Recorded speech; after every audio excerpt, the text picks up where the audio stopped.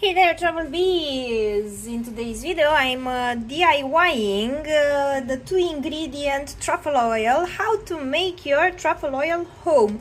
I found these truffles in Greece and I bought them. They are dry truffles, and also I've bought some pure olive oil with spray. So let's get started.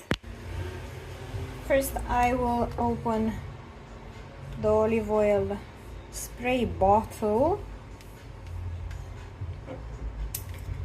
and then this truffle, and because they are dry I can break them apart and just put them inside the bottle and let it marinate for, I don't know, 1 week maybe. 1 week to 10 days.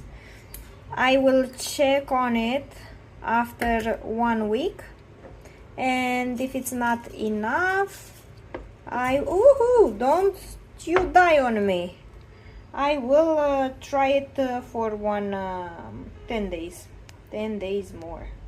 But look at it, it looks fantastic. It doesn't smell like truffle. They don't smell like truffle at all, but maybe because they are dry and they need to be hydrated.